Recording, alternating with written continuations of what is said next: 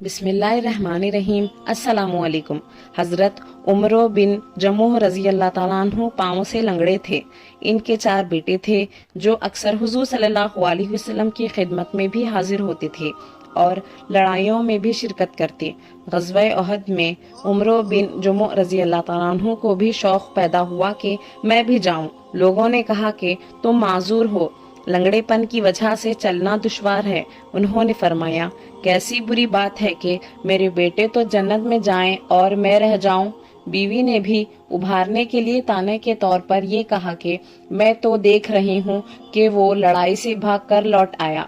उमर रजी अल्लाह ताला अन्हु ने ये सुनकर हथियार लिए और क़िबले की तरफ मुंह करके ये दुआ की, अल्लाहुम्मा ला तरुद्दानी इला अहली, ऐ अल्लाह मुझे अपने अहल की तरफ ना लौटाओ।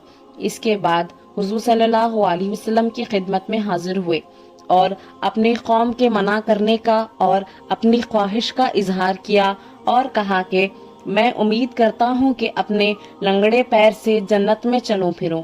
हुजूर सल्लल्लाहु अलैहि वसल्लम ने फरमाया कि अल्लाह ने तुमको माजूर किया है, तू ना जाने में क्या हर्ज है। इन्होंने फिर ख्वाहिश की तो आप सल्लल्लाहु अलैहि वसल्लम ने इजाजत दे दी। अबू तलहा रजी अल्लाह ताला अन्हु कहते हैं कि मैंने उमर रजी अल्लाह ताला अन्हु को लड़ाई में देखा कि अकड़ते हुए जाते थे और कहते थे कि खुदा की कसम मैं जन्नत का मुश्ताक हूँ। उनका एक बेटा भी उनके पीछे दौड़ा हुआ जाता था। दोनों लड़ते रहे हत्ता के दोनों शहीद हुए। इनकी बीवी अपने खाविंद और बेटे की लाश को ऊंट पर लाद कर दफन के लिए मदीना लाने लगी तो वो ऊंट बैठ गया।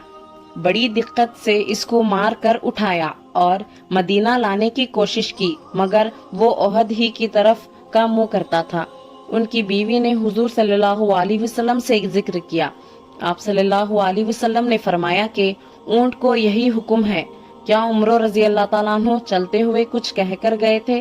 उन्होंने अर्ज किया कि क़िबले की तरफ मुंह करके ये दुआ की थी, अल्लाहुम्मा ला तुरद्दानी इला अहली। आप सल्लल्लाहु अलैहि वसल्लम ने फरमाया, इसी वजह से ये ऊंट इस तरफ नहीं जाता।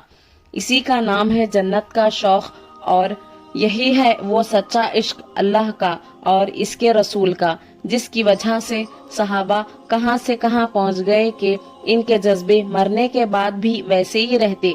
बेहतरी कोशिश की कि ऊंट चले, मगर वो या तो बैठ जाता या उहद की तरफ चलता था। ऐसे ही इस्लामिक वाक़यात के लिए सफ़वान इस्लामिक वर्ल्ड को सब्सक्राइब करें।